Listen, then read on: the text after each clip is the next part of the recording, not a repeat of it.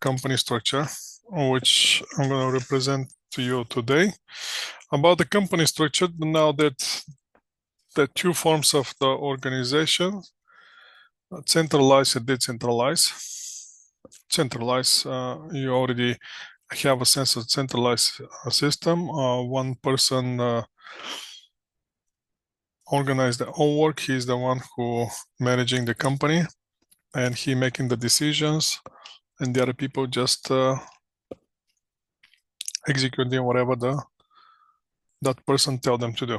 Now, decentralized system is something opposite of centralized system and gives you benefits. So now what's going to happen when we have that centralized system? Before we get to chaos, because more you decentralize something, obviously, we're going to see later of the negative side on the decentralized system is that we naturally might end up with creating chaos. But before we go to that, let's see what's the benefits of having the decentralized system. One thing is that once we, as owner of the company or the CFO of the company, we accept this decentralized structure of our company, that's going to free more time for us to focus on the strategy of the company.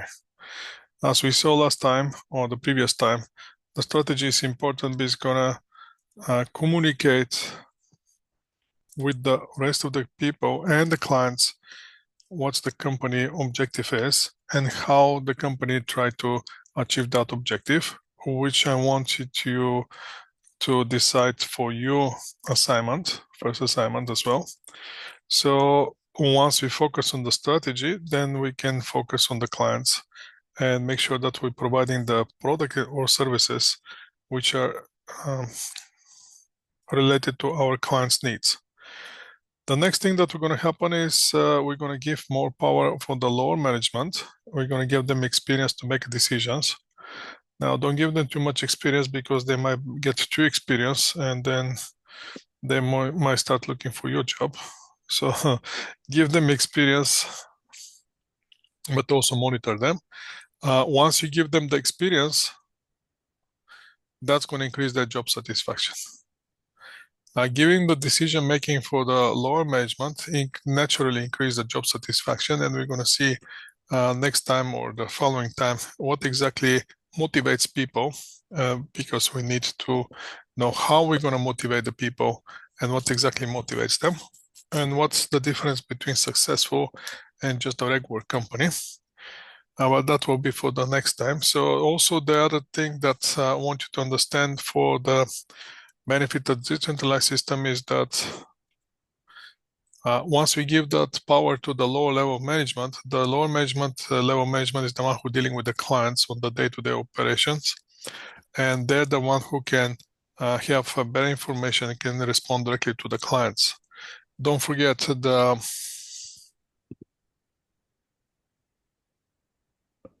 revenue of the company is going to come from the clients, and the financials on the financial performance measures that we may have on the balance scorecard under the finance perspective, everything comes because of the clients.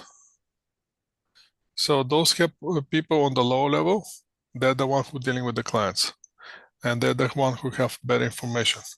Now, Manjurpreet is here. There she is. Hello. That's our new member. Hello, Professor. That's our new member of the group. Welcome to your first lecture here. Thank you, Professor. So now let's see what's the downside of having the decentralized system. Now, pay attention to those things because you might have to identify and discuss which are the benefits of centralized and the drawbacks of decentralized system on the midterm. So the disadvantages in this level, in this point, will be that now, okay, we're going to give the power to the lower management, but most of the time, the lower management, they don't see the big picture.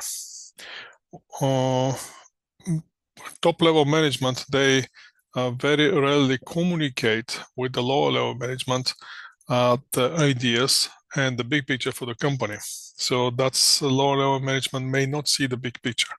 The other thing is the lower level management is not going to be the one who going to coordinate the activity in the companies, and since they don't do that, we may have instances or cases of duplication of the same job descriptions among the organizations. So two people doing exactly the same thing, and since they don't communicate to each other, they don't know what they're doing. That will be the downside of having this decentralized system. The other interesting thing of decentralized system is that objectives are different. I believe I gave you the example. The objective of the managers and the objective of the owners are different from the objective of the managers. The managers, they don't want their objective is to get their bonus. People are very easy to predict. Usually the people are rational. So they want their bonus. Now, how they're going to get it, that's a different story. But one way to get it is if they make the company successful. The other way to get it is just to meet their numbers on the lower level and get their bonuses. For that reason, the manager objectives, the lower management objectives, may not be those who are for the entire organization. And there's nothing wrong with that. You have to understand that, but you have to have it in mind, especially when you're running decentralized system. I believe I gave you the example with the question: how many of you know how many of you are actually working? Is there anyone of you who working?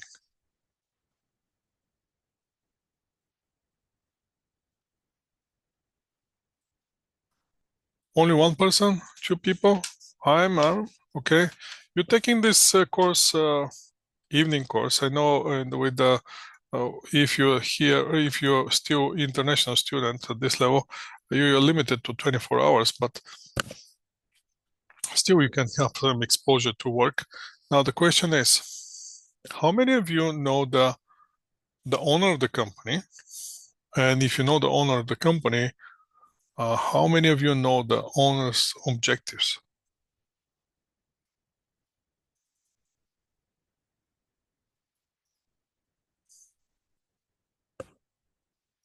Does that happen to be the case of any of you? Of those of you who are working? You knowing the owner's objectives, you know who the owner is, and you know the owner's objectives. And those objectives of the owners are your objective.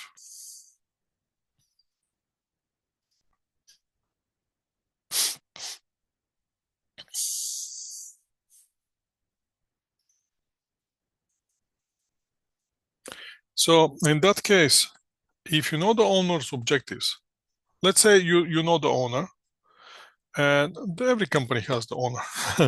What do you mean, Jin? There's no. Trốn gì học rồi nè. Để ở nhà em chơi. Hả? Để ba lô hàng kia. Okay, so those of you who saying that they know the owners and the owner's objective, question for you, and it's a practical question.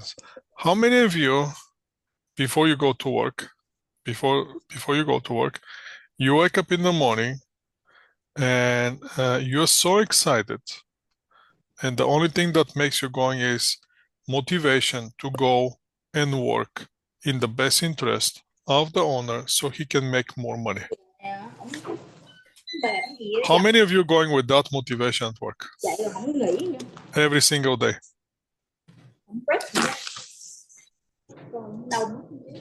Is there anyone who are actually doing this?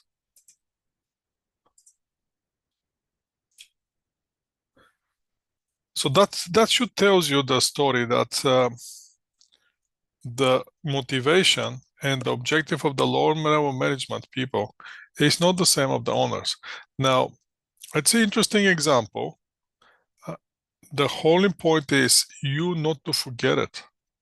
And you to understand that one day when you open your business and when you become a manager, you to understand and to know that the other people's objectives are not the one that are related to you or to the company or to the owner of the company.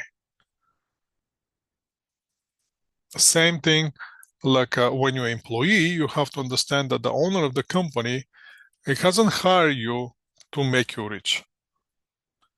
The only reason the owner of the company hire you is to make himself rich. Make sense? So the other thing is the last drawback for this centralized system is very difficult to spread innovative ideas. A simple example is if you are employee for the company and if the owner of the company wants you to learn a new software which is going to improve the profit of the company, which is going to affect directly the owner of the company, how many of you will be willing to spend extra time at work after the working hours to learn that software in order you to become better and to meet the owner's objectives?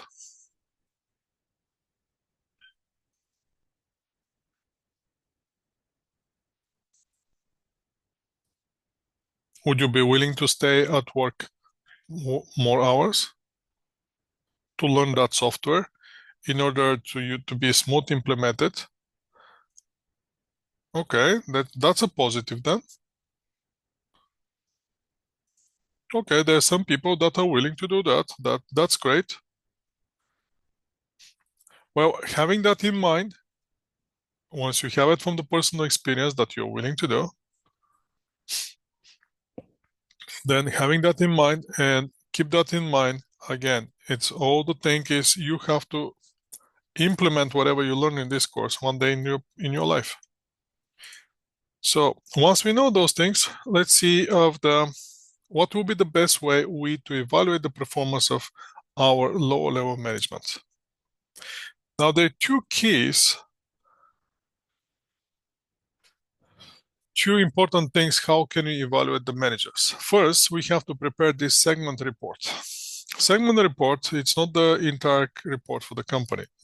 Segment report will be part of the company or part of the organization, which emphasize on specific division or specific product or specific client, something very specific for the management accounting purposes. Now, what will be the key when we're preparing those segment reports? The key will be to use the contribution format, which means that we can use the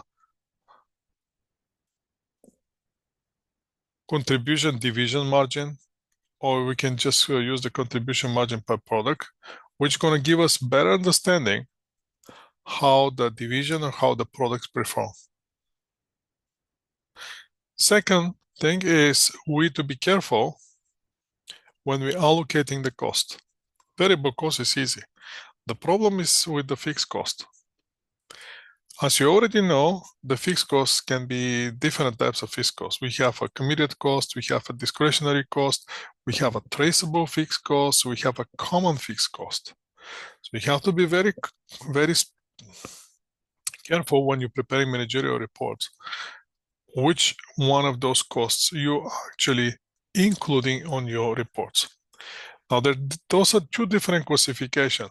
First classification on the discretionary and committed cost is based on how the cost is incurred in the first place and how you can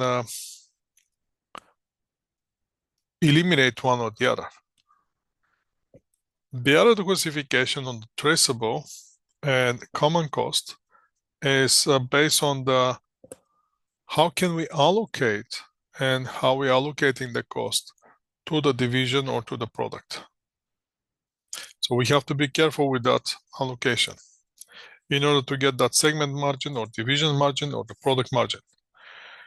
Now the traceable versus fixed cost, versus common cost, the traceable cost come and arise only and only of the existence of certain division, or existence of certain product, or existence of certain client, or existence of certain, let's pretend that this advanced managerial accounting is the department of the company. So what's going to happen if the school decide to eliminate this cost? This course is eliminated, gone.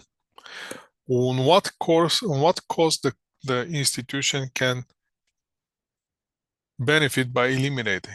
Can the institution reduce the cost for the rental if you're renting Anvil space? Can the school benefit for saving on the rent for the Anvil building? Obviously, that's not going to happen. Can the school benefit of reducing amortization if this course is taken in the new Westminster North building? Can the school or college, in this case, benefit from eliminating the depreciation related to usage of the classroom for this course?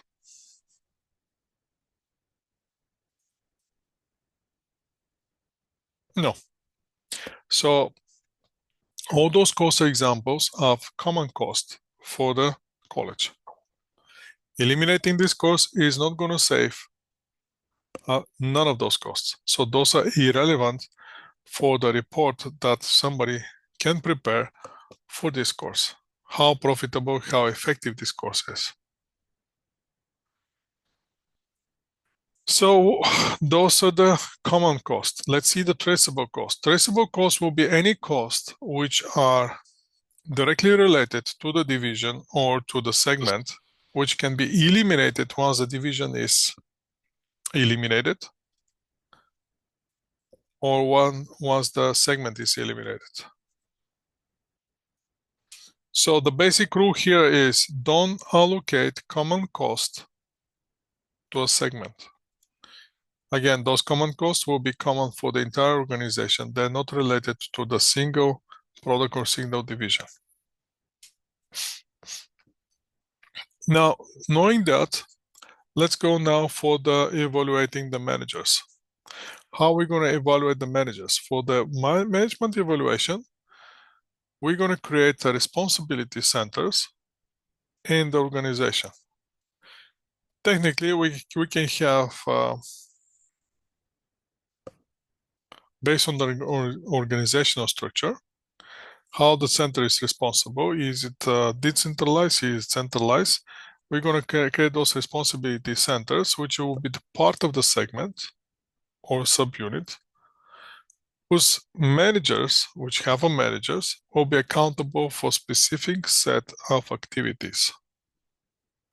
That will be called responsibility accounting, and that will be the system that's going to help us to measure the budget, and once we see the actual results, to compare those. And that's how we're going to evaluate the performance of each responsibility center. Now let's see what the managers will be on those responsibility center will be responsible for.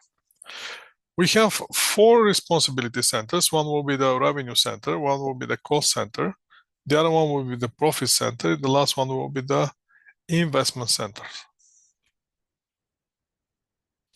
Again, responsibility centers will be part of the organization. That's not anything separate from the organization. It's part inside of the organization. And they have to have a managers, and that managers will be responsible for a specific set of performances. Is it going to be revenue? Is it going to be cost? Is it going to be profit? Is it going to be investment? That depends on the organization and on what level in the organization is. So the responsibility centers, now who is responsible for what in those centers? Obviously in the revenue centers, the managers will be responsible only and only for the revenue. So he will be responsible for any customer relationship activities and sales. And that will be all. Now the cost center manager there, he's not going to see the sales, but he's going to see only cost. And since he see only the cost, the perfect example for the cost center will be production department or manager of production manager, who is strongly mainly involved in the allocating activities in order to achieve the final product. And most likely he'll be measured on his effectiveness to use the available resources in order to achieve and produce the products for the company by reducing the cost. Now the profit center, since we already know the profit comes from sales less the expenses or less than cost, obviously the profit center manager will be responsible for both. He's going to be responsible for the revenue, and he's going to be responsible for the cost. And that's what's going to make him a profit center manager. The profit center manager simply is going to be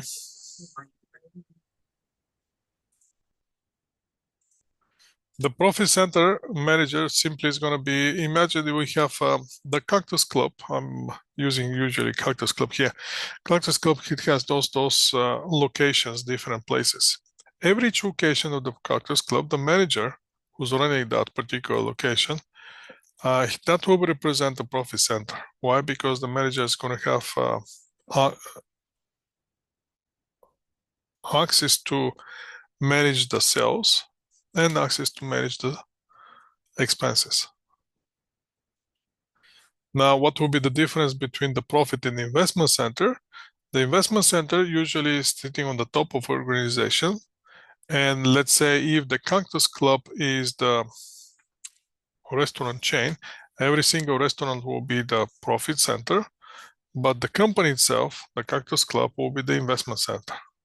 On the company level, not on the store level, the company level, the management is going to decide where to open the new restaurant, which restaurant is not profitable, should be closed, which restaurant needs to be expanded,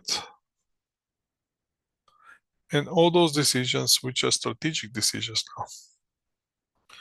But they're going to involve cost, revenue, and investment. So basically, in the headquarter office, they're going to collect all the profits for the different location in Cactus Club, get all the profits, and they will be the one who decide, should I expand my investment or should I stop where I am?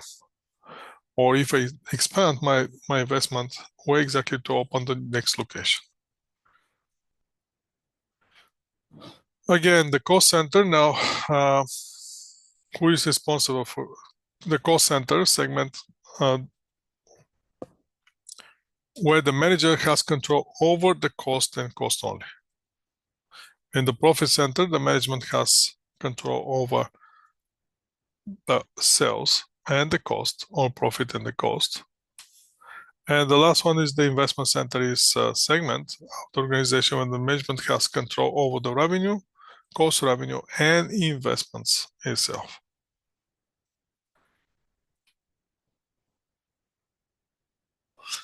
Budgets. What do we need the budgets? Very briefly, what do we need the budgets?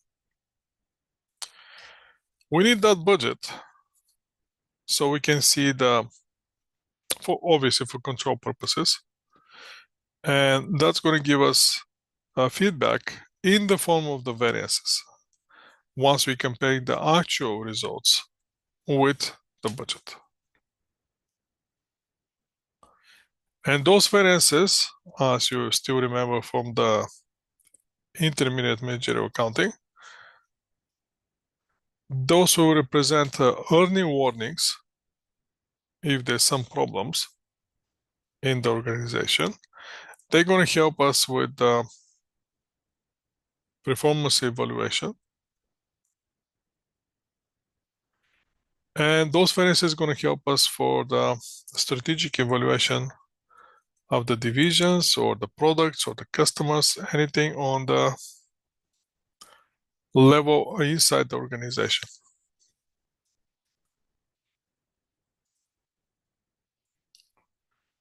What is the responsibility versus controllability? Responsibility accounting will focus on the information sharing. So we're going to gather the information and we're going to share that information. But the idea is not to blame to anyone.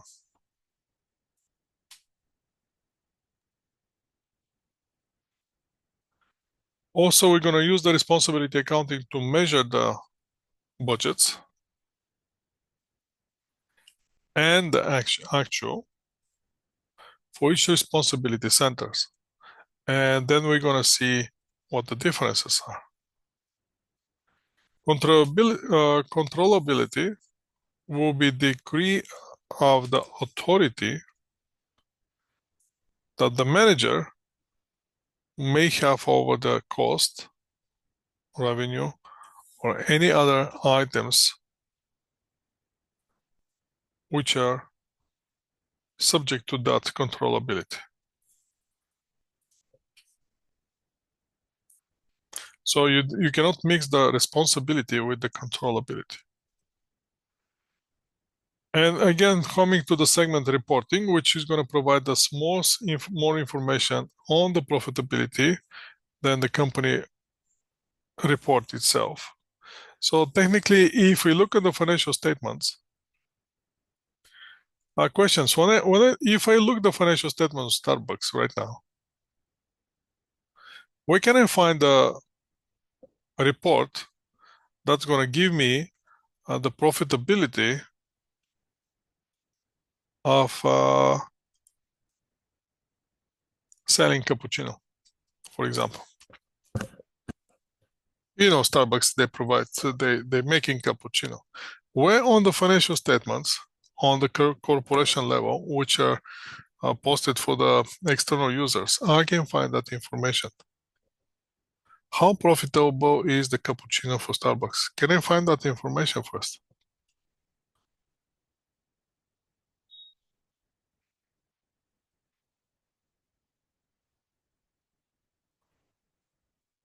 What do you think?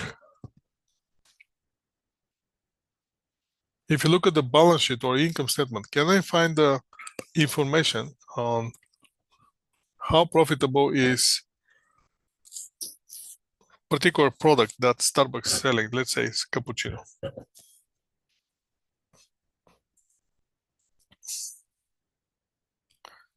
We won't be able to find that information, right? Because that will be on the management report, not on the report for the external users.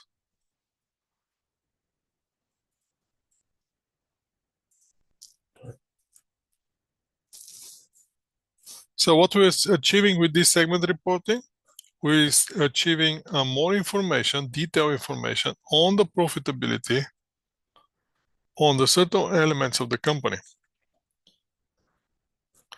Why do we need to do that? Well, obviously, we won't be able to change the overall revenue if we don't look from where that revenue comes from. And if we have 50 products which we're producing and selling, obviously the total revenue is going to come as a combination of all the revenues which are generating of all those products. So what we have to do in order to maximizing the revenue, we have to identify, is there any product which is less profitable? And if it's less profitable, is it actually losing money or still is okay we to produce it? So that's what we have to focus on when we're doing that segment reporting, on the profitability, on specific product or specific customer or specific divisions.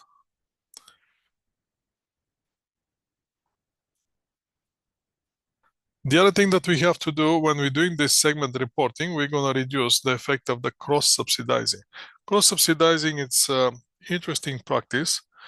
We have one of the cases before this format of the course. I was dealing with the cross-subsidizing. So basically, that will be flipping revenue from the division that has too much revenue into the division that doesn't have, which is currently on loss.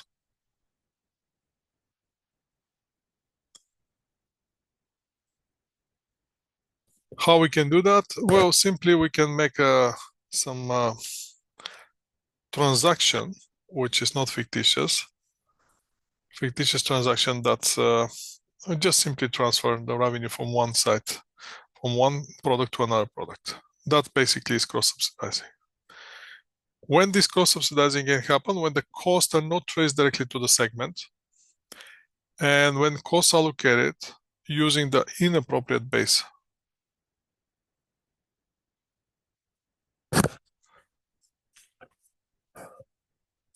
On the segment reporting, we're also going to see that the one that we talk about, the fixed cost. The variable cost is not our problem. You have to understand the fixed cost is our problem. Why? Because from the fixed cost, we have this traceable fixed cost and common fixed cost. So from the traceable fixed cost, once we take a look at those one, we're going to see two types. We have this discretionary and committed cost. Committed means there's a written commitment between the company and the other party. Where discretionary cost will be the one who can be controlled by the segment. Means that only and only when the segment you need those costs, they can be used. And if the segment doesn't need those costs, they can be easily eliminated. Perfect example for the committed cost will be your telephone bill, cell phone bill. Most likely, in order to use your cell phone, you already enter in the 2 years contract, committed contract, which you have signed either electronically, either manually with your cell phone service provider. The other thing that says on the contract is after 2 years, you're under the contract. So at any point, if you want to cancel the contract, you have to pay the remaining balance. But after the contract is expired, you don't have a formal obligation to enter into the new contract. You can just roll over with whatever you currently have. But now, after the 2 years of the contract, that will become no longer committed cost because you're not obligated to keep paying it, even if you decide to close the contract. So basically, after the first 2 years, you can close the contract at any point, and there will be no financial consequences for you. So that means committed cost from committed move to the discretionary.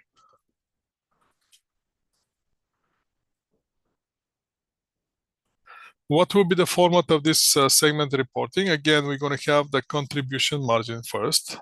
We're going to come sales minus variable cost. We're going to get the contribution margin first. Then we're going to eliminate the traceable fixed cost. Then we're going to get this segment margin. And after that, we're going to eliminate the operating expenses, which are common costs for the company in order to come up with the net income.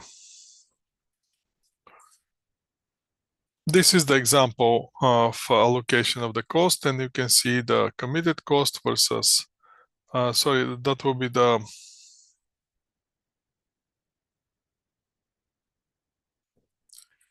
those will be the contribution margin and traceable fixed cost versus common fixed cost.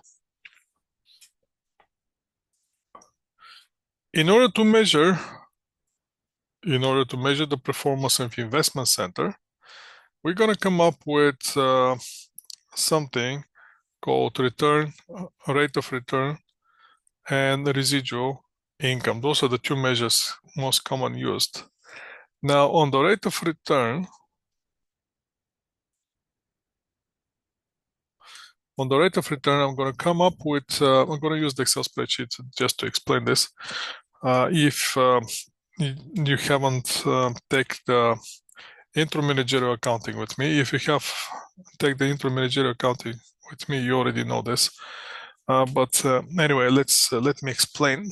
I'm going to use the Excel spreadsheet just for a second. So now, you as a managers and you as a decision makers, you have to understand how the ratios and from where the information comes from, for what purpose the measures, those measures are used, and the ratios are used, and what we can do with that information from the ratio, and what can change those ratios.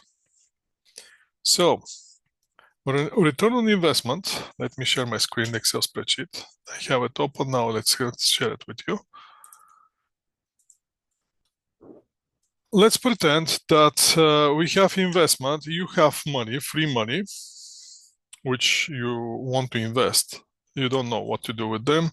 They're just sitting in your bank account and you're sick of seeing those money. So you decide to open the GAC account.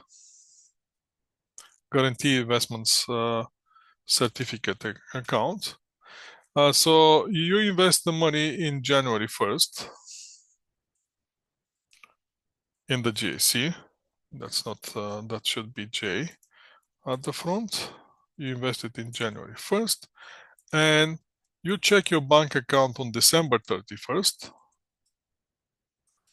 And on December 31st, you found in your bank account $1,100. Now the question is, what's your return on investment?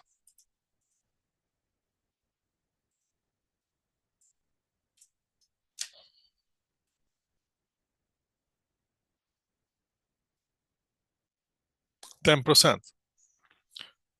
Tell us, Angie, how did you get it?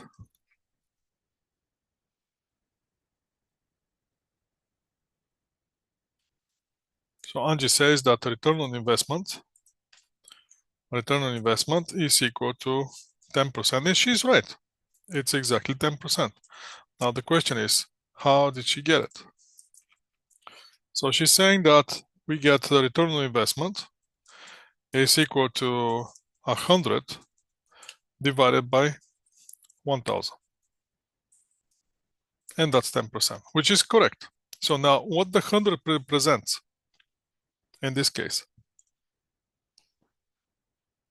What the 100 represents?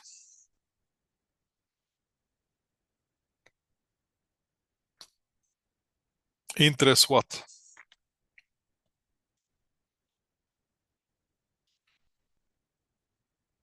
Be specific here.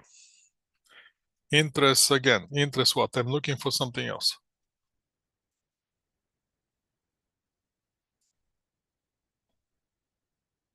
Interest income, correct? Yes, it's interest income, correct. So return on investment, in this case, if we have to put it on the formula, it's going to be interest income in this case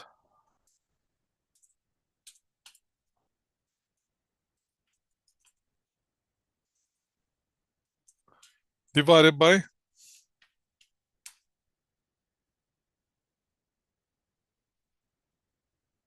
what's the 1,000 represents?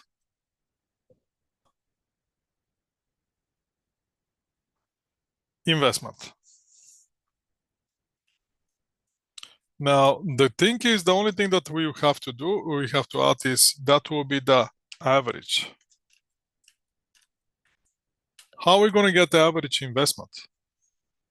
So official formula, the original formula return on investment is very simple. It's the operating income divided by average operating assets. So in our case, how much is the operating income? In our case, operating income is a simple interest income, which is it's 100%, $100, and the average operating assets are simply equal to 1,000 beginning balance plus another 1,000, which is my ending balance, divided by 2. Make sense? That's how we get simple average amount. There's nothing scary here, right? So now let's make this formula a little bit more interesting, because operating income divided by average operating assets is too boring. Let's make it interesting. How can we make it interesting? By adding new things. Can we add on the formula new things? So let's go back to the original formula, which I just showed you, which is return on investment. Return on investment.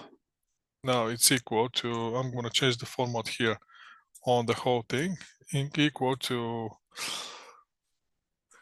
let's merge those one, let's merge those one, let's merge those two, let's put this in the middle on the cell like this, and then we're going to have a numerator and denominator, and our numerator here will be operating income and denominator will be average operating assets. And we're going to put one line to separate them and going to put those in the middle. Now I have my formula. That's my formula. A return on investment on operating income divided by average operating assets. Fine. Now let's make it interesting. What's going to happen if I grab this formula and do this? Time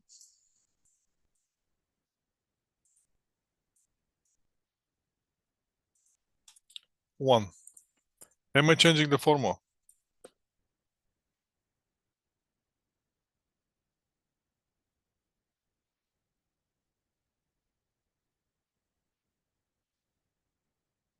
No. Everybody agree with this? I'm not changing the formula. If I dot add time one, I'm not changing the formula.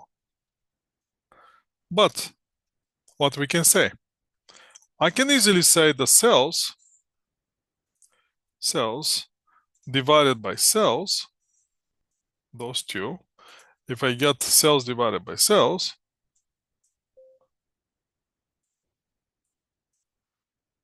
that is also equal to 1, isn't it?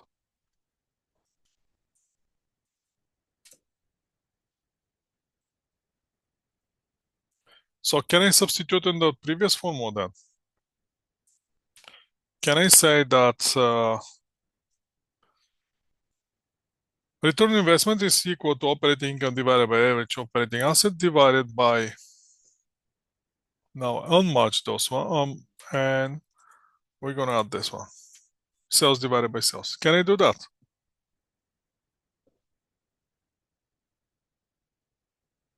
Now I'm gonna go across, and instead of this, I'm gonna put now just a little bit more modification here. I'm still gonna work with those one, but I'm gonna start substitution. What will be my substitution here? This cell is gonna go down. Okay, I'm gonna have here cells, and that cell is gonna become average operating assets. The question is, did it change the formula?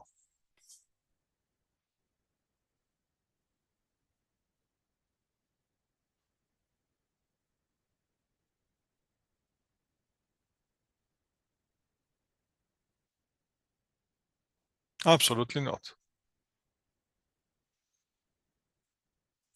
But what I change? Now, what is operating income divided by sales? How do we call it? When we get operating income and you divide it by sales. Profit margin, yes, we're going to call it margin.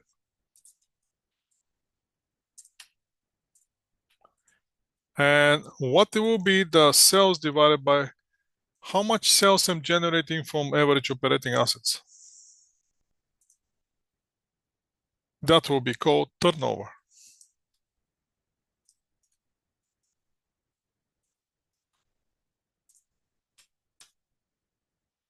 It's going to be turnover. So where we end up? Return on investment is not longer operating income divided by average operating assets. Return on investment now, we have a new thing going on here. And return on investment now is margin time turnover. That's how we can trick the people. Changing simple formula on something more complicated. And changing terminology at the same time. So now return on investment is not longer operating income divided by average operating assets. It's become complex formula between margin, time turnover. How are we going to get the margin? That's right above. And how are we going to get the turnover? The right above. So the question is, once we calculate the return on investment, is there anything we can do about it? Okay, I know my return on investment. Is there anything I can do about it? Because working in the same with the same return on investment, it's kind of boring thing. Getting those 10% over year, over year, over year, over year, would you be happy? Or you want more?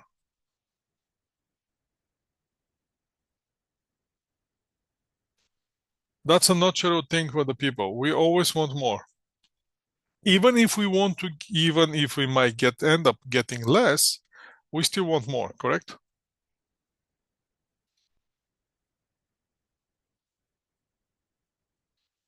So wanting more, it doesn't guarantee that we're going to get more. We may end up getting less. But that doesn't mean that we don't want more. So let's see now how I can get more.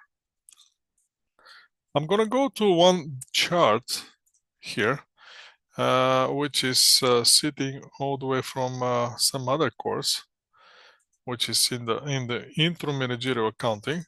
Some of you, I remember some of you, I remember some of you on the intro managerial accounting. So let's go back to this.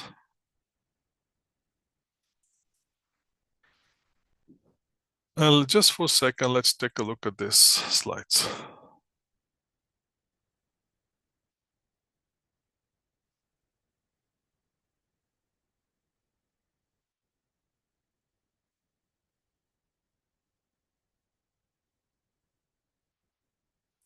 Just give me a second, I'm almost there.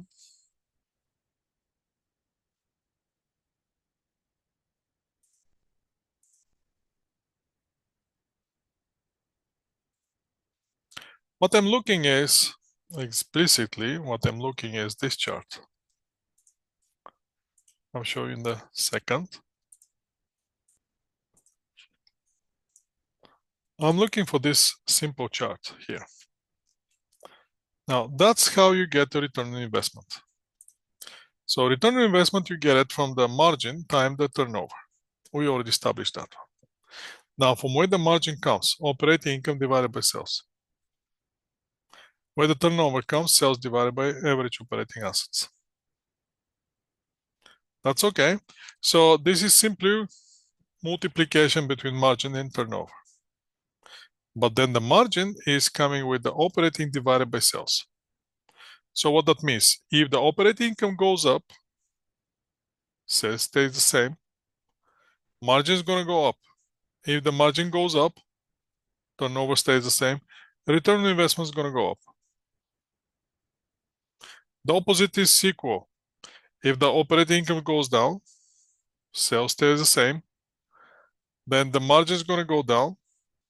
And if the turnover stays the same, that's going to trigger a reduction in the return on investment.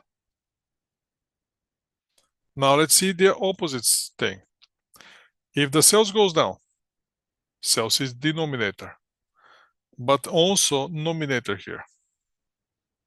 Now the question is, how the sales going to affect the operating income. Obviously, going down is a denominator here. It's going to reduce the margin. Here is numerator. Most likely it's going to increase the turnover. Actually, we're going to reduce the turnover as well, since the sales going down. So it's going to affect the negative way both sides of the equation. Both sides of the calculation, sorry, of the multiplications. So now on the average operating assets, if we reduce the average operating assets, since it's denominator, turnover is going to increase. But if we increase it, turnover is going to go down. So you can see how many different options we have. Now, what determines the operating income? Well, the operating income simply is determined by sales minus the operating expenses. So as you can see, sales is in our formula, in our all the calculation, all the analysis appears on 1, 2, 3 places. Sales determine the operating income, and then we divide in operating income divided by sales, and then we're using the sales as a nominator for the turnover. So there's not much we can manipulate the sales because it's going to affect us in so many places. So let's start thinking about operating income and what's going to change the operating income by reducing the operating expenses. If we reduce the operating expenses, that's going to increase the operating income. That's going to increase the margin. So from where the operating expense is coming from, we have different. We have cost of goods sold or cost of services sold. We have the normal operating expenses of the company, which is divided between the selling expenses and administrative expenses. So simple change in the cost, in the expenses, can lead to increase of the return on investment. What will be that simple change? Does it have to be actual expense? Well, that's not necessarily true, because if I increase my depreciation expense, for example, that's going to increase my operating expenses. That's going to reduce my operating income. So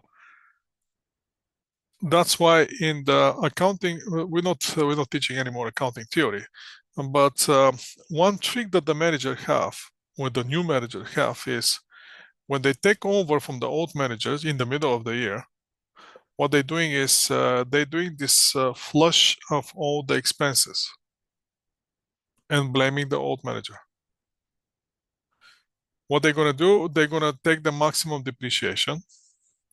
They're going to do the maximum provision for the allowance for doubtful accounts. They're going to maximize the warranty expenses as much as they can. And what they're going to do the first year, when they're taking over from the old manager, the income is going to be very low. But they already is going to tell, I'm sorry, I'm taking this on the middle of the year. I'm not responsible for anything that the old manager did. So I cannot guarantee that the first year is going to be a good year. But second year, I can guarantee you that I'm going to increase the net income. Well, once I take the maximum depreciation the first year, then the next year there's not much depreciation left. So naturally my expenses will be lower.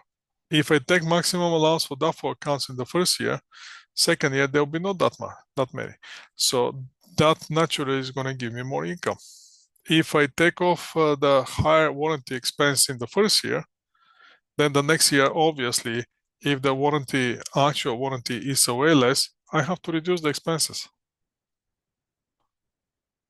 And naturally, I can achieve a high operating income, which is going to show on the high margin, which is going to show return on investment.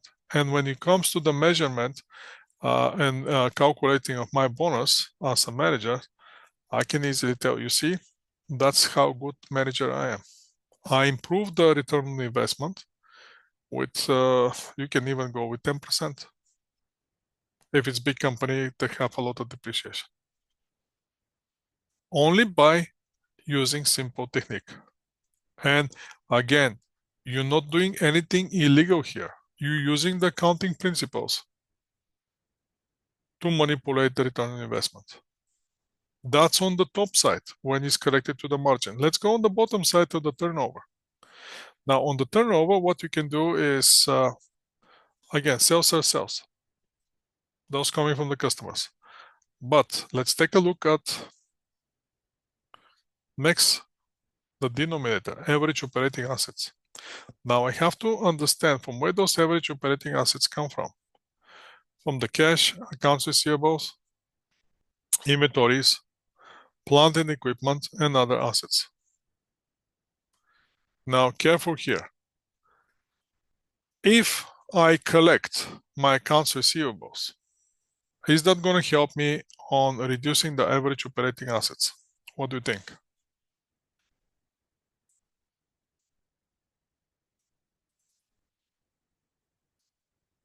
If I'm simply collecting my accounts receivable, is that going to affect my average operating assets? No.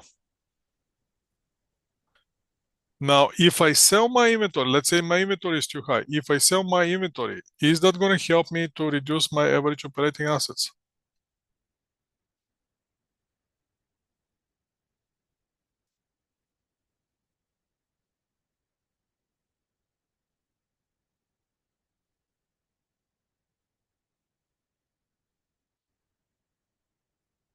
Right? Some of you can say, the inventory is too high. Okay, let's sell that inventory.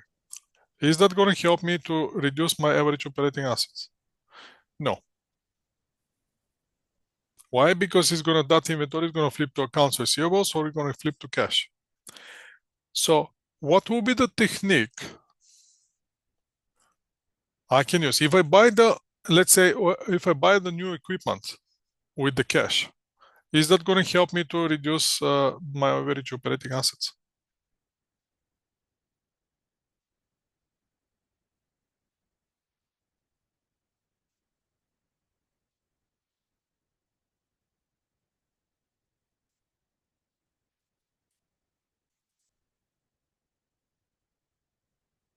No. So what can I do? How can I reduce my average operating assets?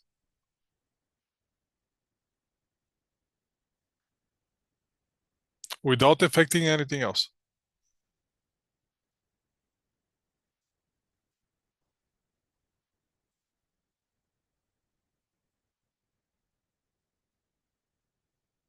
Question for you. If I pay my outstanding accounts payables, can I reduce my average operating assets without affecting anything else on the entire chain here on the information? Can I achieve improvement on the return on investment by simply using cash to pay my accounts payables?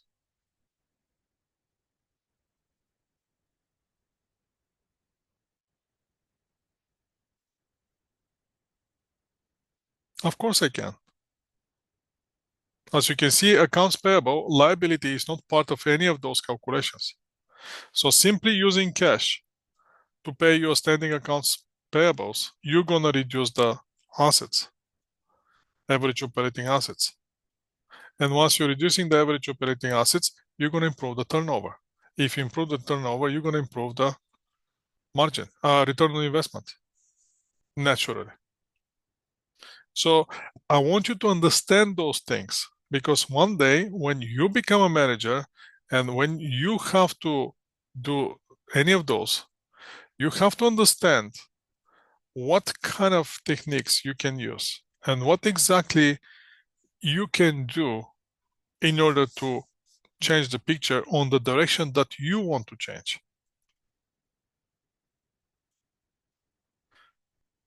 That's how powerful the accounting and understanding of accounting, because everything comes here on this level on the reports. This level, we're getting this information from the income statement and from the balance sheet. There's nothing we can do. Those reports, this is still on the level income statement balance sheet reports. But all those elements here, which are part of the elements of the reports, we can get them on the journal entry level. With the simple journal entry, I can affect the return on investment by knowing what entry I have to take. That's more now it's getting more of the financial accounting, but I want you from the management point of view, you to understand what you can do and what people doing in order to change simple things like a return on investment. Now, knowing the return on investment, now let's go back to the original slides here.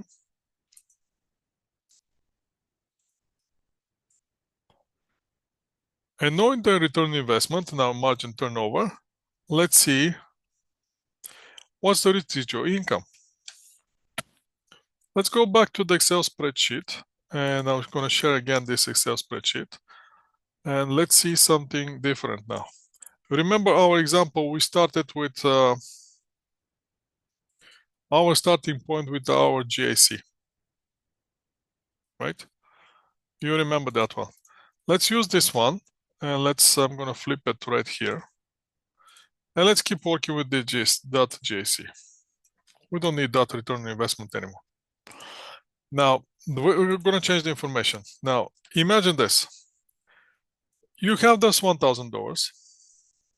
You're investing on the GAC, which you sign a contract. It's a variable GST to pay you 10%. That will be 10% variable interest. At the end of the year, you check your bank account and you're having in your bank account $1,250. Now the question is, how much is your residual income?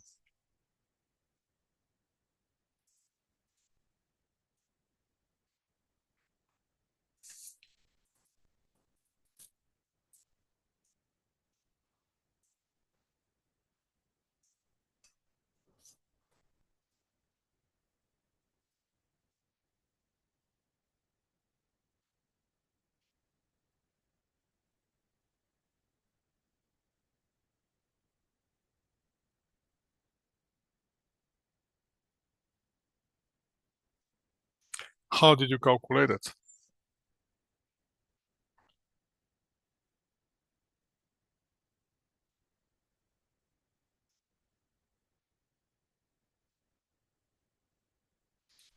What is the 250 then? And what's the 100 and 100? What the 250 represents and what the 100 presents. As a numbers, you're correct. Now explain to me. Residual income is going to be equal to what? Total income, or actual income in this case,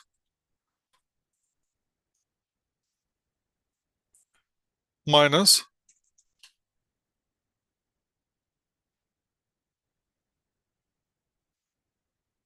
what the 100 are going to represent.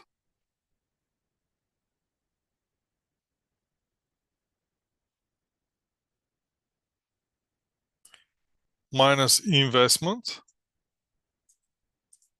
or this case, average operating assets, time, that's time, required rate of return. Make sense?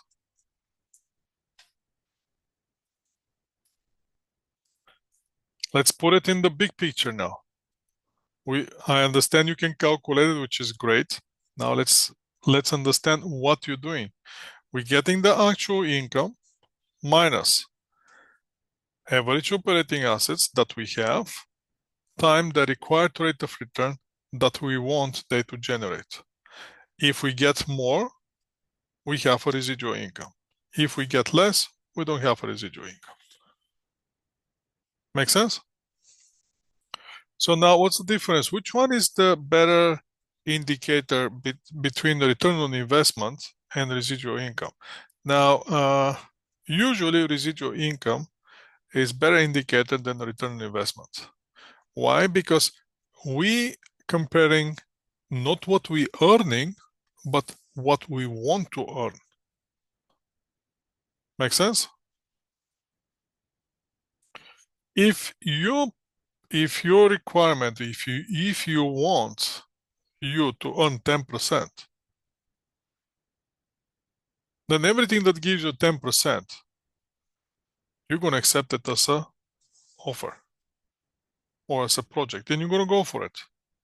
But if you're currently return on investment, if your company works on the return on investment of 20%, any project that gives you less than 20% is going to be rejected. But hold on a second, you want only 10%.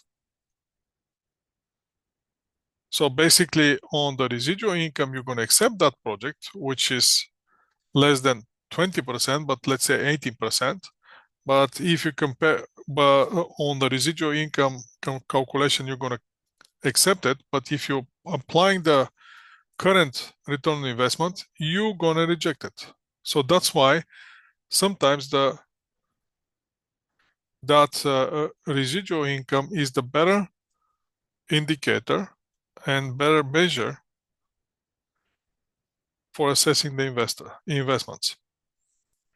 The tricky part is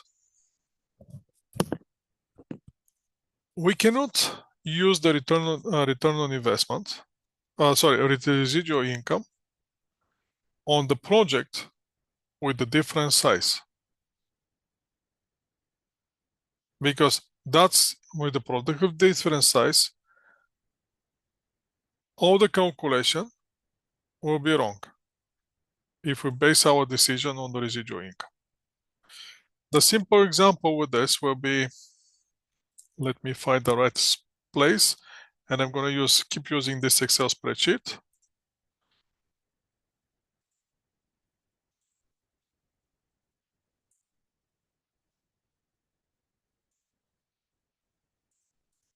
Let me find the exact example.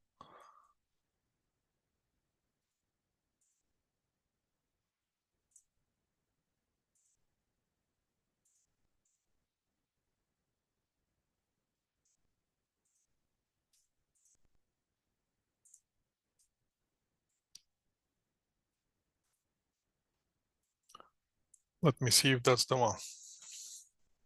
Yes, that's the one. Let me see if I can copy this one somehow. Might be able to copy it.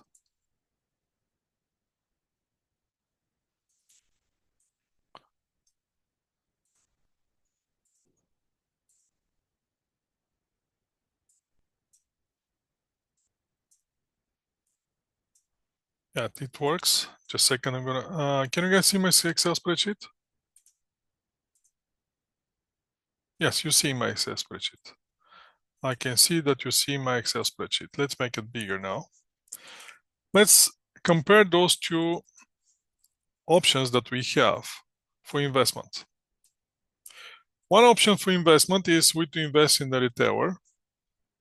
Currently, we have two divisions, retailer, which have operating asset 100,000. Required rate of return, our required rate of return is 20%. Make sense?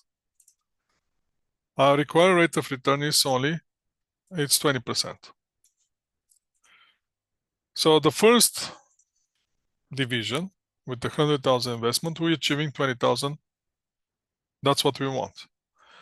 Then we have this warehouse, which operates with $1 million average operating assets. And we also want 20%.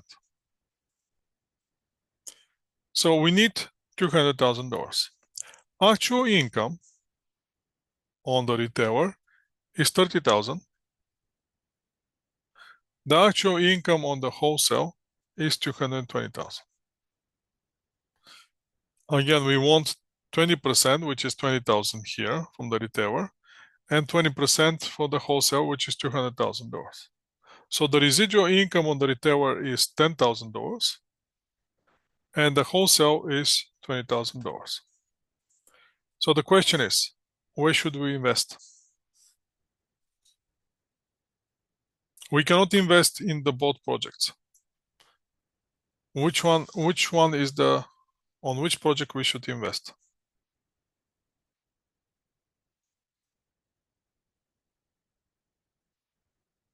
In the retailer or the wholesale?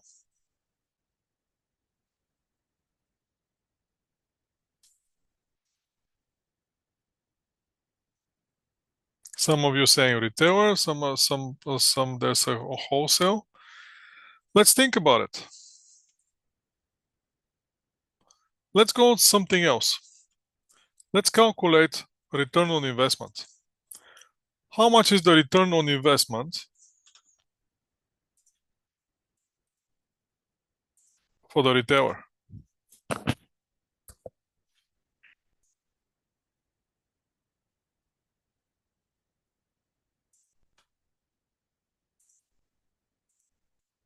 %. How are we going to get that? We're going to get it by the actual income divided by average operating assets, which is 100,000. So here we're generating as a percentage. Let's go with the percentage here. 30%. Not the residual income, the actual income, right? This division actually give us $30,000. So return on investment here is 30%. How much is the return on investment on the wholesale? 220,000 divided by 1 million. Did we make the right decision? If we invest in the retailer, did we make the right decision?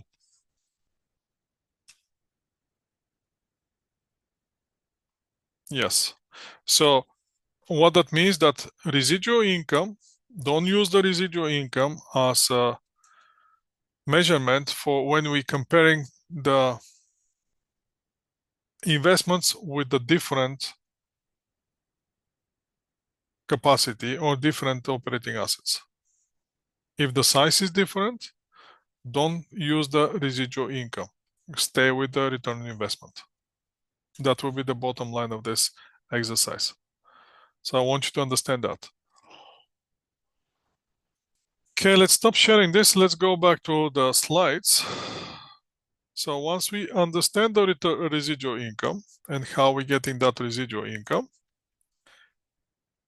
now we can go with this, from where we're going to get that residual, once you understand the residual income, when the residual income, we're using the required rate of return. From where we're going to get that required rate of return?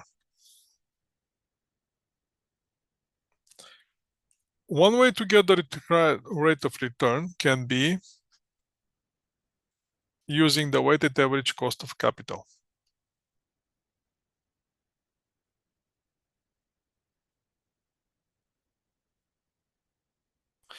Now, on the simple calculation weighted average cost of capital,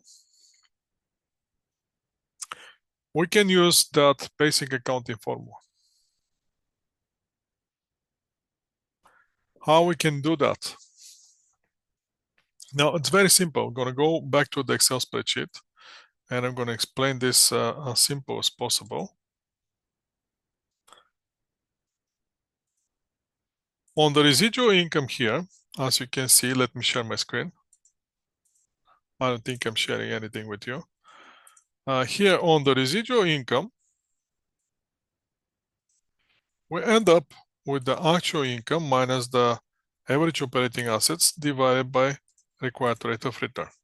Now, what will be the required rate of return? The required rate of return can be a random number based on the management preferences, or can be very specific number. Specific number will be the how much is the weighted average cost of capital. And how are we going to find the average operating cost of capital? Which one is the capital? That will be the big question. What is the capital? The capitals are our resources that we operating. What that means, those are our assets. Now the question is, From where the assets come from? Well, that's not a magic here. That's not something that we don't know. Assets come from only two sources. Either we have to borrow money, either we have to get somebody to invest. There's no other options here. We're not going to go on the trees and find the trees that growing cash and we're going to get it from the trees. That's not going to work. So either we have to get somebody to lend us money, either we have to get somebody to invest in our company. Now the question is, since that's from where the capital comes from, what's the cost? How much cost us? Let's get these shades here. What shape I'm looking for? I'm looking for this shape. And I want it to turn it this way. So what I'm chasing here is, once I get it, how much cost me this? Because that's where the capital comes from the liability and equity. Well, first, what do I know? I know that my capital is 100%. Make sense? And that means that 100% should be equal to 100%. There's no other way, because we have to keep everything in the equation. So that means I already know my capital structure. What will be the capital structure? Well, either I'm going to have here 0%,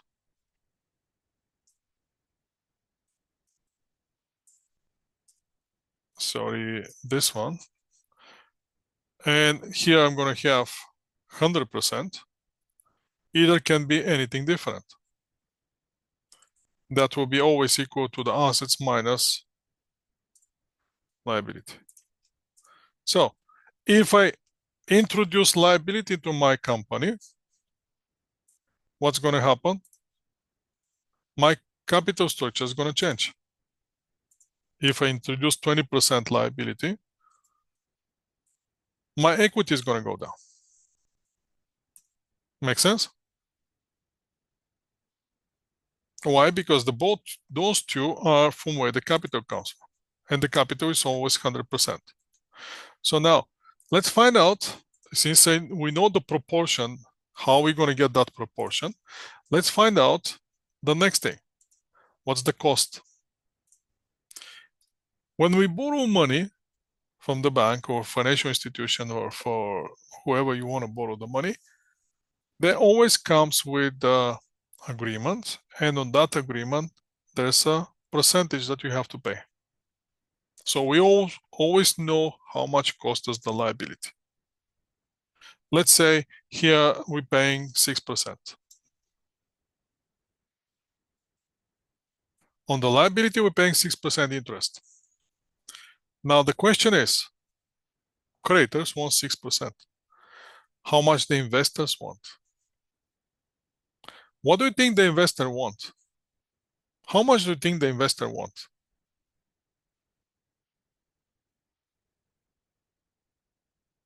Are they going to be happy with 6%?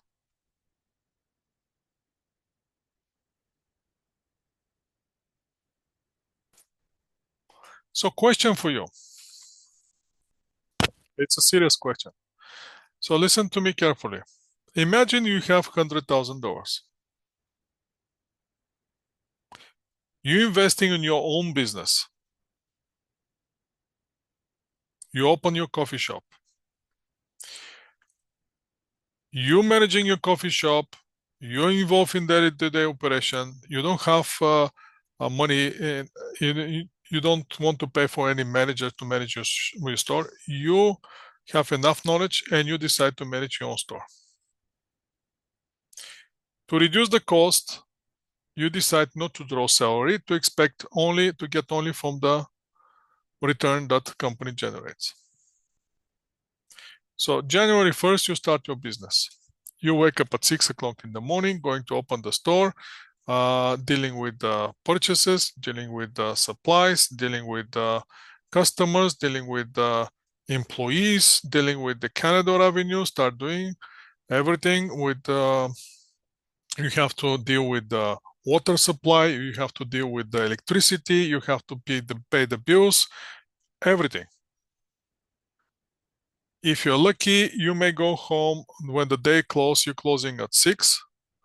So you have your 12 hours day, you're closing at 6, you're going home, you're thinking about the next day. What do you have to purchase, from where you're going to purchase it, how to get the best price, how to improve in the store, and the second day goes.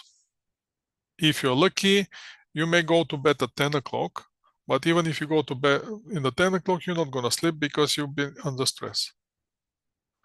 1 day, 2 days, 365 days. On December 31st, on the New Year's Eve, you sit down and you're celebrating your first year in business. You're checking your bank account. You're checking your bank account. You know how much you invest. You invested $100,000. You're checking the company bank account and you see in the company bank account $110,000. Would you do and run your business, do all those exercises, all those hustles, not sleeping and everything for one more year?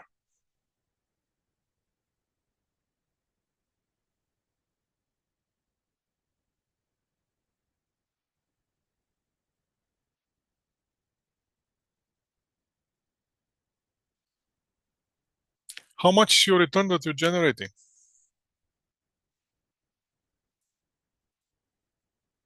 10%. So the question is, would you wake up every morning at 6 o'clock, closing the business at 6 in the evening, going home tired, no vacation, no start holidays, no Saturdays, no Sundays, dealing with everything for one more year for 10% return? Would you do that?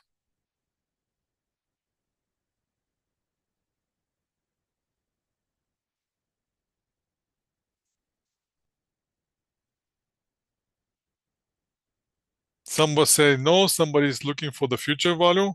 Okay, next year you're looking the same at another 10% return. Would you go for another year?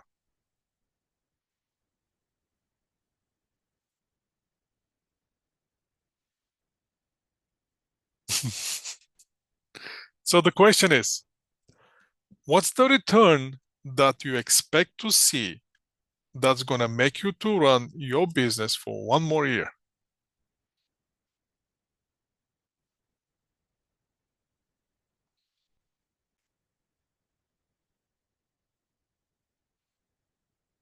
That will be the big question. How much the owners of the company wants? Obviously, 10% is not enough for you. How much do you want?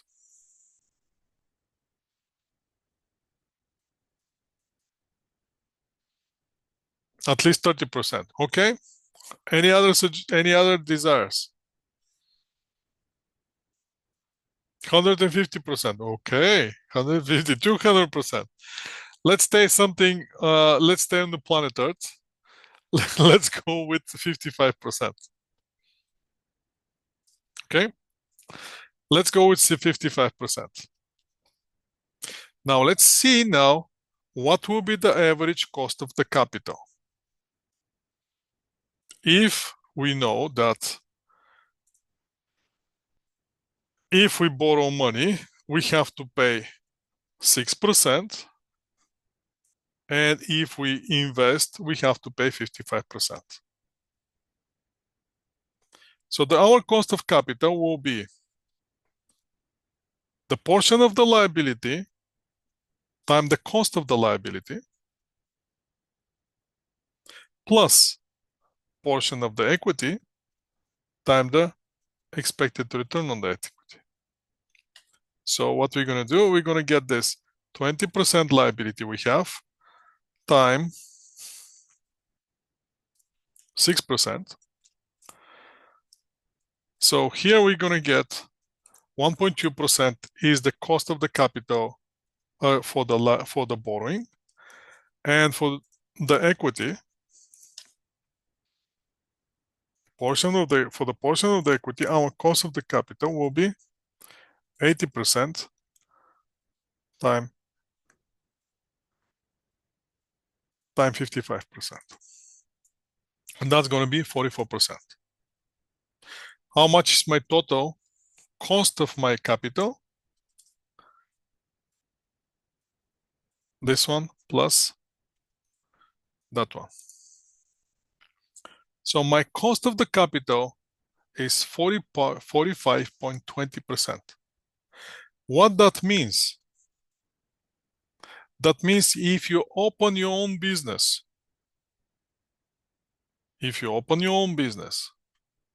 in order to satisfy the desires of the creditors and the desires of the owners, you have to generate a minimum 45 and 20% return.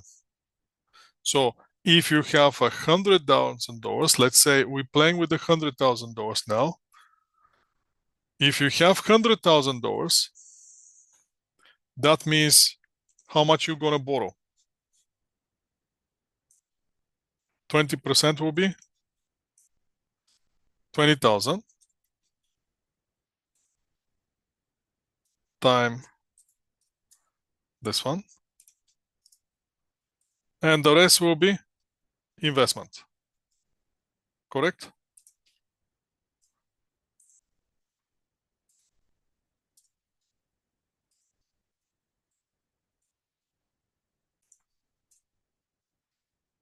So that means with the $100,000, you have to generate minimum income of how much? How much should be your net income to satisfy the needs of your creditors and your borrowers?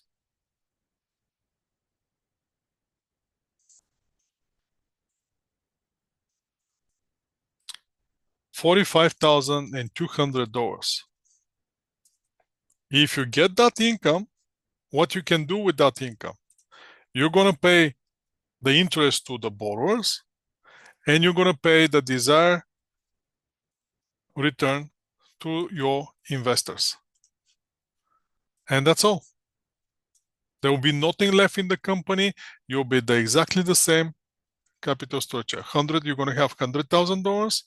You're going to have 20,000 from the borrowing and 80,000 from the investment. Now, let's do something else. Let's make it interesting. Now, this will be the example if you borrow the money. Now, what will be the, no, I don't want to, sorry, I don't want to insert, I want to copy this, and I want to move down. Let's do one small change. Let's pretend that we're not borrowing money. Our borrowing is 0.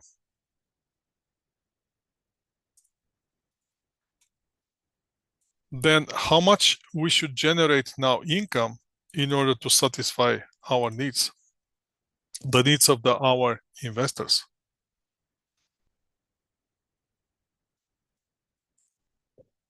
Now we have to generate $55,000.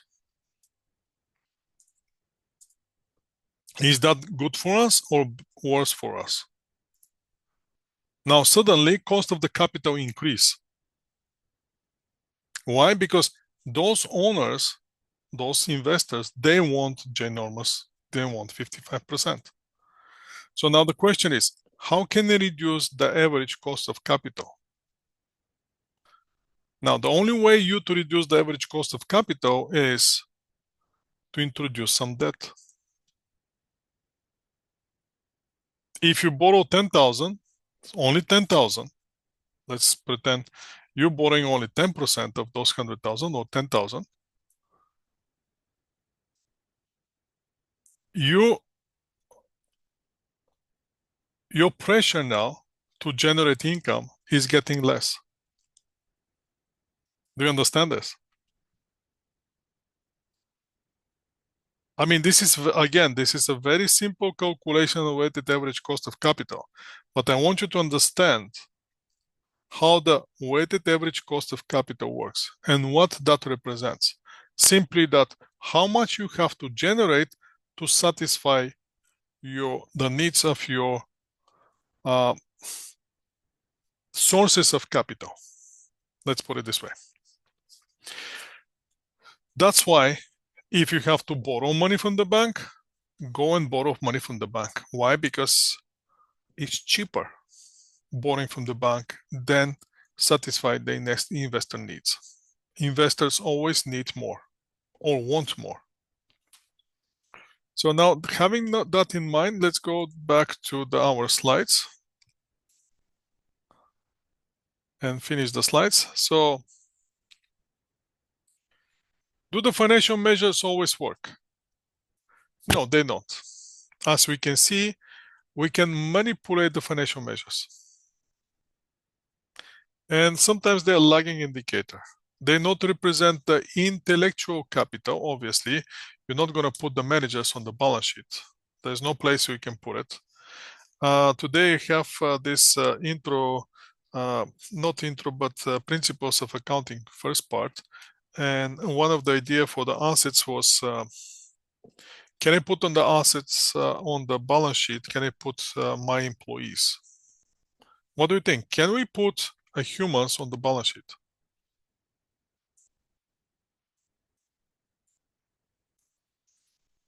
And in which instances we're gonna treat humans as a capital of the company?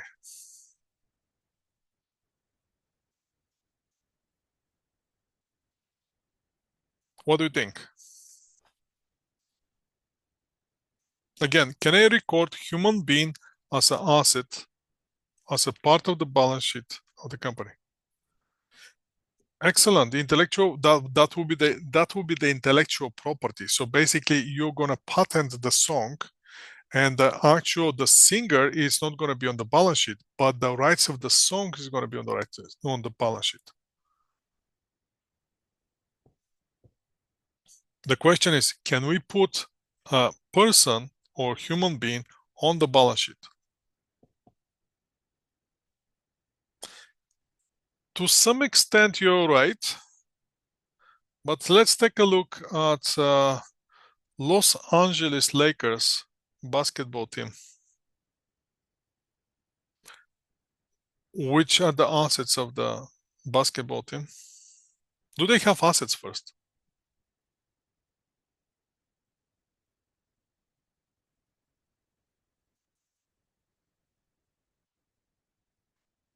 The question is, if I sign, let's pretend LeBron James is 30 years old, and if I sign 5 years contract with LeBron James for $200 million, what's that for me? Is it expense for me, or is it asset for me?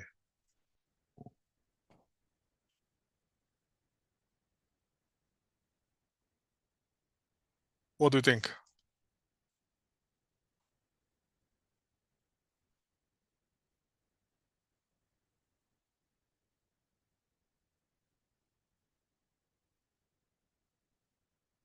Any suggestions?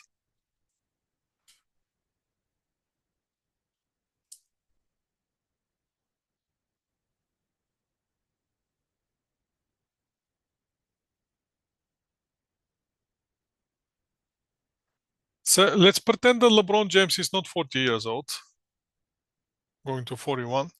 He's 30 years old. And I'm signed 5 years contract with him for $200 million. And I'm running accounting for Los Angeles Lakers basketball team. I'm the accountant. How should I record that one? Is that expense or is it the asset? What exactly is?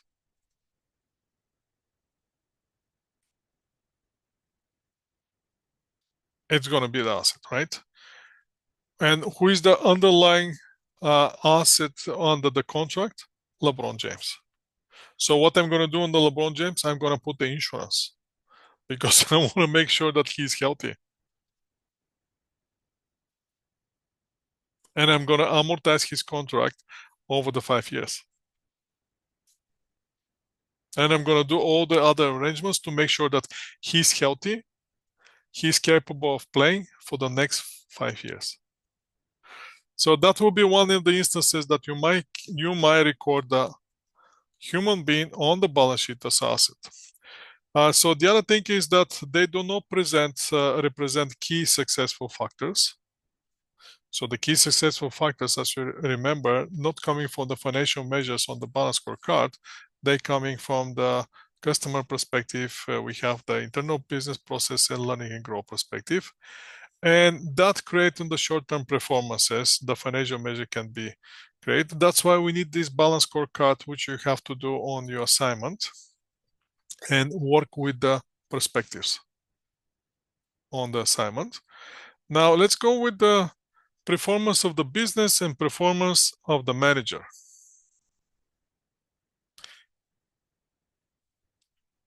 Can we say that manager doing excellent job in the unit that's losing money?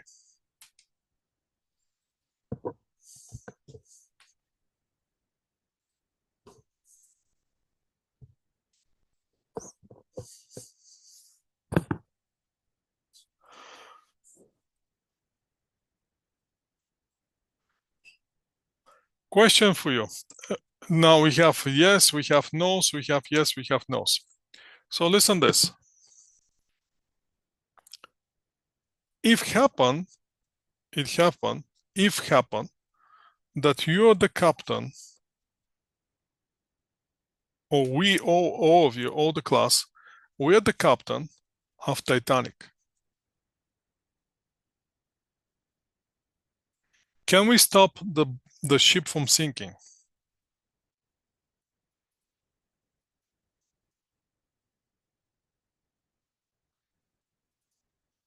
No. What we can do though? What will be our goal here? We already know this ship is gone. It's gonna sink. To minimize the damages. How can I minimize the damages?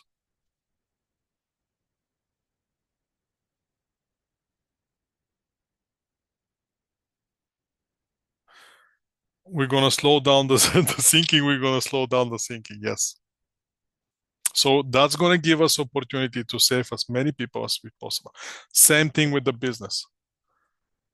So we may have a great manager, which literally working in the sinking boat, but that boat, it doesn't sink. It's still floating. So can we say that we have an excellent manager, that he's doing an excellent job, even though the business falling down? Absolutely. Until it completely fell. But if, again, the good manager is, listen to this, it's very easy to manage a company that has unlimited resources, unlimited opportunities, and everything just falls in the right places. It's very easy to manage that company. Do you have to be a good manager to manage that company?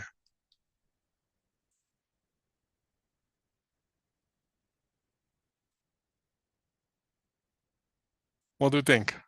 Do you have to be a good manager to manage a company which has unlimited resources and unlimited opportunities, and everything goes in the way in the company? Absolutely no. When do we need the good managers? Good manager is the one that dealing with the limited resources, with the tough environment, with the high competition, with the high inflation, with the constantly changing market. That's where the good manager comes from. So basically, Even if the company losing money, it doesn't mean that the manager is bad. He's still doing a great job. All right, so the short-term and long-term incentives. So how are we going to motivate our employees? We're going to motivate our employees by making combination, finding the right combination between the short-term and long-term incentives. Obviously, short-term incentives will be based on responsibility centers and how they're performing in the short term, but we definitely have to put the long-term incentives as well. So the short-term investment incentives will be 1 year performance on one or less. That will be annual salary, with annual salary increase, with bonus, annual bonus. And those are some examples of incentives. And the long-term investment incentives will be we to tie them up to the performance of the company in the long term. That will be some bonus plan in terms of stock options, rewards based on the changing long-term values of the company, anything related to earnings per share, bonus related to the earnings per share. We have a very simple example. This with the one that comes to my mind is again from the professional sports. We have you may sign the contract with the soccer player for like let's say $20 million, but you're gonna put incentives there. Every year, if you score more than 20 goals per season, you're gonna get another $2 million bonus. Every year, if you play that many minutes, you're gonna get another bonus, and put more and more and more incentives. So you're gonna have a motivated person who's not gonna work only for his salary, but naturally people want more, so they're gonna work for the other incentives as well. You should be the one, if you want to be successful in the business, you have to be the one who's gonna find the right motivation for the people. And you have to understand the money is not always the motivator. Most of the time now at this ages, now it's getting the higher motivator for the companies or for the employees. But you have to find another ways if you have to find another ways. Performance measures. So we work in the metrics. We have to create a goal congress and avoid the conflicts. We have to find the right performance evaluation. And at the end, everything comes to the end. How effectively we're going to manage the assets or the resources that we have in the company in order to generate the return that's required by the owners of the company and the creditors. Because that's how we're going to pay for the capital. Everything more above that will be residual for the company. That's conclude the slides for the company organizations and company structures. So now, once we're done with this, what I want to do is I want you to go back to the case assignment, sorry, the first assignment, and I want to give you, last time I went through the groups and I give some of the groups, the one that was still in the groups that are still working. I give them some ideas. Now, let's go one after another. I'm going to go first with the marking guide.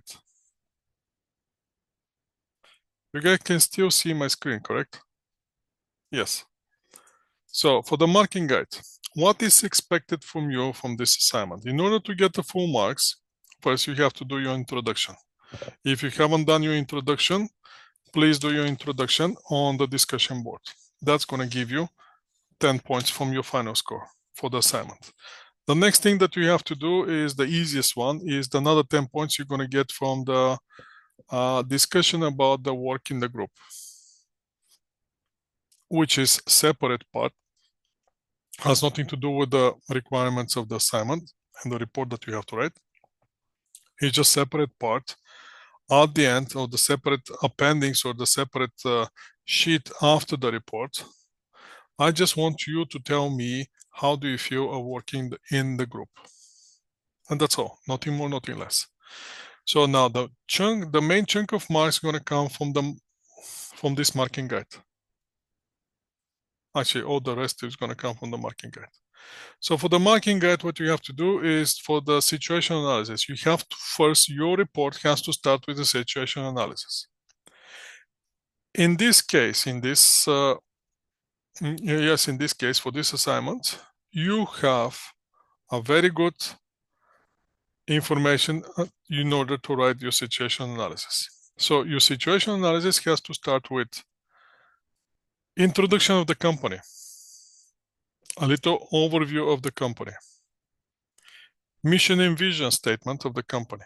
If those are in the company, if you can find it in the case, just repeat them. If you cannot find them, try to come up with mission and vision. Anything related to the mission and vision is going to be, I'm going to buy it. Next thing I want you to do is to find them. What's the major objectives for the company? What the company wants, what the owners want. After you find that one, I want you to do the SWOT analysis. SWOT analysis is strength, weakness, opportunity, threats. I want 3 of each. Each has to be identified clearly and explain. If it's the strength, why is the strength? If it's a weakness, why is the weakness? Clearly identify and discussed. Next thing I want you to do is the quantitative analysis of the company. Now, for this case, you have a lot of information. So I'm going to be very strict on this particular part because you have information about the company itself. You have the information comparison between the company and peers from the industry peers. And then you have information about the company and the industry itself. So you can write a very good analysis, quantitative analysis here. That's what I want you to do. Because on the next case, on the case 1, you're not going to have that much information, but you still have to write it. So if you miss your opportunity in this case, there will be no other options for you to catch up. And the last thing that I want you to do on the situation analysis is to come with a conclusion. Now, the whole point of the situation analysis, I want you to see the big picture now. What's the point of writing this? On the situation analysis, you state the current situation of the company before you start doing any changes and before you start implementing anything that might change the company. So basically, you're assessing what you have available so you can work with. You make assessment of the current situation. Once you assess the company, once you see what the strength, weaknesses, opportunity, threats, now you can go for the next step and to see what you can improve in this company.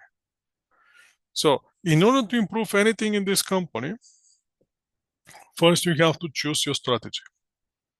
If you haven't chosen the strategy as a group, I want you to choose the strategy as a group. Again, you don't have many options here. You have 2 options here. Either product innovation, either low cost. Those are the 2 options. So you have to choose one of them. You have to explain why you're choosing this one and prove that this one that you're choosing actually is going to help the company. And matching the company objectives and matching the company's strength, weaknesses, opportunity, threats. So once you do that, then the next thing that you have to do is remember in order you to communicate the strategy, you need the balance scorecard. Now, whoever read your report, he has no idea what the balance scorecard is. Every time when you write the case, you're going with the presumptions that whoever read the case, you're writing the case to your report to somebody who has no idea what the balance scorecard or anything that you know about it, he has no idea. So you have to explain first. In order to use the balance scorecard, you have to explain what the balance scorecard is. What's the elements of the balance scorecard? What's the benefits of the balance scorecard? What's the negative of the balance scorecard? And if you have a negative, how can you overcome the negatives? And finish with the conclusion. Once you do that, then you can focus on the financial perspective. First, I want you to explain the financial perspective from the theoretical point of view, and then start choosing the objectives and measures from the list that you have. I'll show you on the case in a few minutes, which are related to your strategy. I'm going to be very strict here on marking to see, do you making connection between the objectives or measures that you're choosing for each perspective, and are those related to your strategy? So don't try to contradict between the strategy and the performance measure that you're choosing for the perspectives. That will be the financial. The same format you should follow on the customer. The same format you should follow on the internal growth, and the same format you should follow on the learning. So internal perspective, and the internal and growth, learning and growth perspective. You're following the same format. So for that reason, one suggestion here: if you decide different people, most likely different people is going to do all the elements, all the perspectives on the balance scorecard. Once you combine those, whatever the people are doing, make sure you're following the same format inside. So you have two options here. Either after each submit the perspective, one person is going to go back and going to revise this, make sure that everything is follow the same format. Option two is, before you start doing the perspectives, you're going to set up the outline, how exactly you want the flow of the information to be under each perspective. I'm going to leave it to you. You're the group, you decide what to do. Next thing, we have the strategy map. On the strategy map, I told you I want 3 performance measures under each perspective, and 3 only. Don't go anywhere 4. And you're going to be marked on the performance measure which are included in the balance scorecard on the strategy map for each perspective. Also, it's going to be evaluated based on the graphic that you use in the chart and the presentation, however you're presenting it. If it's very small, it can be not read. If you need a magnifier glass to read what's on the perspective, even though you can have perspective, if the presentation is bad, you're not going to get your marks.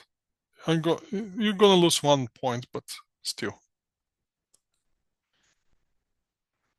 The next thing that left is the implementation. So what I want you to do is to show me how this strategy map actually is going to change the picture and how exactly it's going to work. You can use cause-effect analysis. You can use, if I change this, what's going to happen is still going to be cause-effect analysis. Probably that will be the best way to make the implementation of the balance scorecard. But I want you to see that you understand the links between the different perspectives and how the different perspectives affect the overall in order you to achieve the objective of the company by choosing the strategy that you have selected. Once you do that, then you're coming to the natural conclusion and recommendation.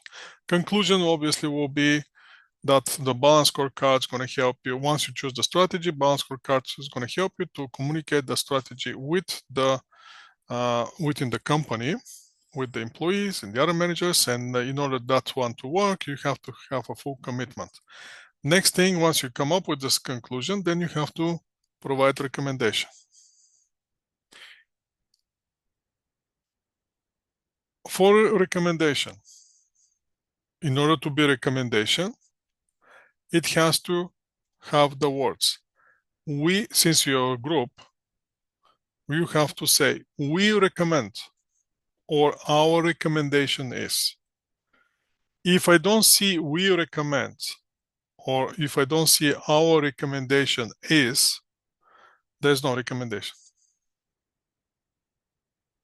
If you start writing me, balance scorecard will be very good for the company, so it's highly advisable for the company, or company should implement the balance scorecard. There's no recommendation here. It's conclusion. It's very beneficial for the company to implement the balance scorecard. Again, that's not recommendation, that's conclusion. You're trying to avoid be specific, and you're trying to avoid be responsible. Person who is responsible gonna clearly says after make analysis and after make a conclusion, he's gonna say, my recommendation is go and implement the balance scorecard. Once you come up with the recommendation, I expect to see implementation plan. How exactly that's going to work and what I have to do it. Imagine this. You are in the doctor's office. You have a headache. Okay? You have a headache. You're going to the doctor's office. And you say, doctor, see you, hi. What's going on? Well, I have a headache. Oh, headache. I know. Headache, I know. The first cases of headache was recorded like 1,000 years before Christ, and this area of the world. After that, the next record that we can find is in this document, in that document, in this country, in that country. Back in the Middle East, they're treating the headache with this technique. In China, they're treating the headache with the natural herbs or acupuncture. Now, these days, in the Western medicine, they're treating the headache by simply taking pills, which are created by a pharmaceutical company, which it's questionable is going to help you because on the long term can destroy your health completely. And that's about the headache. Have a nice day, and I'll see you next time.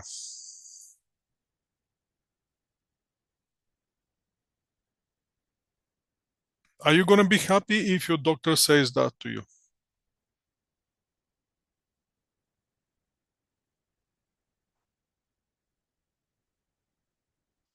Then don't write this kind of things in your reports. Don't try to impress the people how much you know. Try to solve the problem. We have a problem. The company choosing the strategy. They have measures that under each strategy. Find the measures, implement the balance scorecard, tell them how to improve. That's how simple it is. So once you come up at the end, so what do you expect the doctor? What do you expect doctor to tell you? Do you care about the history about the headache? No. Do you care about how the headache was treated in this country, the other country? No. Do you care about how the pharmaceutical company producing the drugs for the headache? No. What do you expect? Expect you, doctor, to tell you which pill to take, from where you can find it, how many you take before food, after the food, with how many cups of water, how often, 2 times a day, 1 times a day, what exactly it is. This is your recommendation with the implementation with the action plan. Same thing I expect to see from your report. Be specific. Don't leave people to wonder and to start debating what should I do, when should I do it, how should I do it, and anything like that. That will be incomplete answer. And the last thing left is for the communication. So I'm going to look for the formatting, how you format the report. Are you following the same format structure? Are you following the same font? Are you following the same size of the font? And the grammar, spelling, and punctuation, how you use the paragraphs, how you're using the spelling, how you're using the grammar. And that's from where your mark's going to come. Now, let's go now to the case. Quickly, I'm going to go to the case. I'm not going to spend more than 5 minutes now getting too deep and within the time. So let's go to the case. So I'm assuming everybody have the case on this. All the groups have the case. So I can discuss the case right here.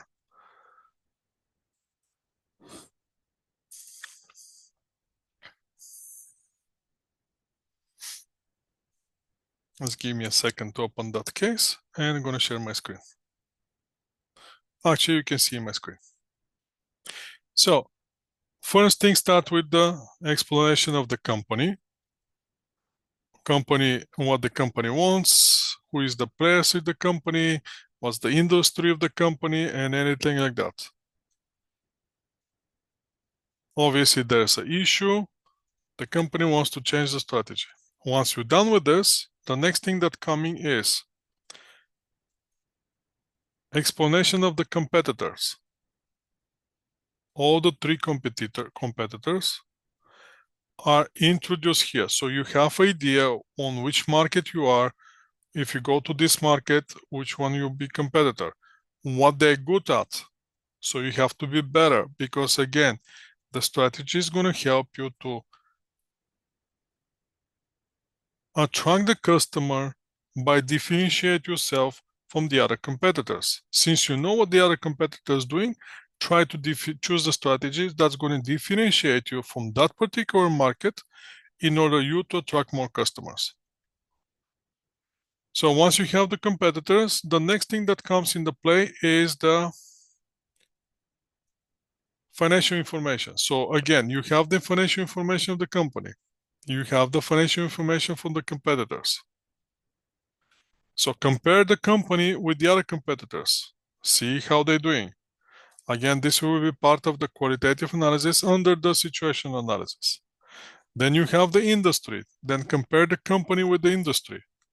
The other thing that you can do is to compare the company with itself. We can talk about the trends. We can talk about improvements in the company or declining of the company, whatever you want to talk. You have enough information. You can go with simple ratios if you want. The next thing, once you're done with the situational analysis, once you evaluate the situation, the next thing on play comes memo 1, which is for the low initial cost.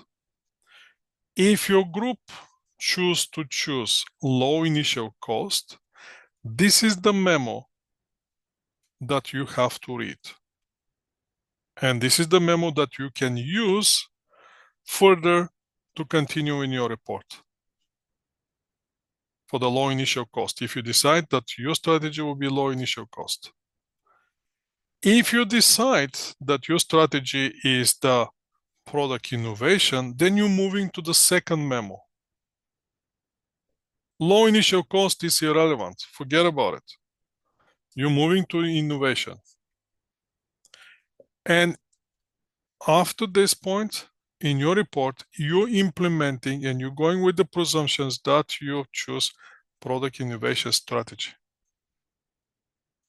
So that's why the strategy selection is important in the beginning, because that's going to guide you after the situation analysis where you're going. Either you're going with the low initial cost, Either you're going with the product innovation. So once you do that, corporate structure here, it's irrelevant. You don't need that corporate structure. The only thing that you can choose the corporate structure is on the implementation balance scorecard, you to see who's going to be responsible for the balance scorecard, obviously the top managers, and how who will be the first one to who going to be in charge with the balance scorecard. How that's very brief. Now, next thing that you have to do is to jump on the balance scorecard. Explain the balance scorecard. Once you explain the balance scorecard with the benefits and negative from purely theoretical perspective, then you're going to the perspectives. Under each perspective, you have here financial, you have customers, you have internal process, and you have learning and growth. Under each of those perspectives, you have objective and how that objective is measured. Once you choose your strategy, try to find the objectives under each perspective which are related to your strategy and your strategy only. Don't choose objectives which are contradict with your strategy. Make sense? How are you going to measure it? You have it here. You don't have to put this objective OF2, OF4, OF5. I don't want to see those things.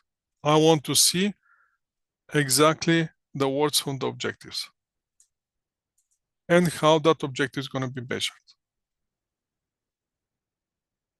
3, maximum 3 for each perspective.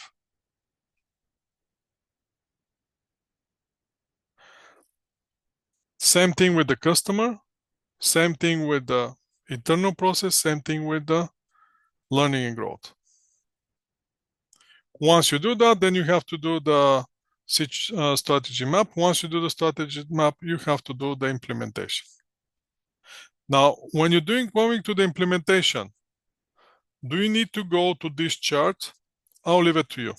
If you feel that there's something valuable in this chart for you, go for it. If you think that there's nothing valuable for you here, don't worry about it. You can easily ignore it. Again, this case is universal case for all the educators across the globe, if you want. It's a Harvard case. So it's used from the different people for different objectives. We're using it for the balance scorecard and to come up with the strategy map on the balance scorecard, and that's all. Make sense? That's what you have to do on your report. Now I'm going to set you up in the groups. And for the rest of the class today, please work as a group and come up with the final settings for what you have to do and how you're going to do it. Because at this point, I expect you to start working and start producing something on the report side. Because slowly, you start running out of time. Okay, so let me create those breakout rooms. I'll be monitoring the rooms, and every time if you need to talk to me, raise your hand and I'm going to jump in your group. Let me create those, rename the rooms.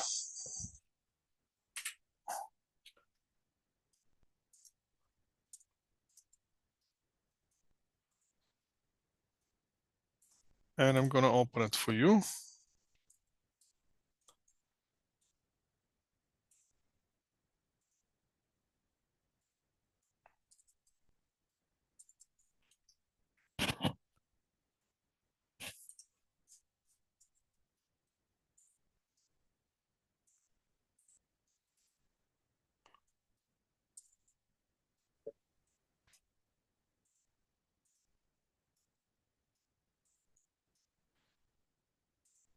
Okay, the rooms are open. Please go for it. Identify your group, identify your members, and start working on this. Make a communication, spread the work, decide on the strategy, and keep going.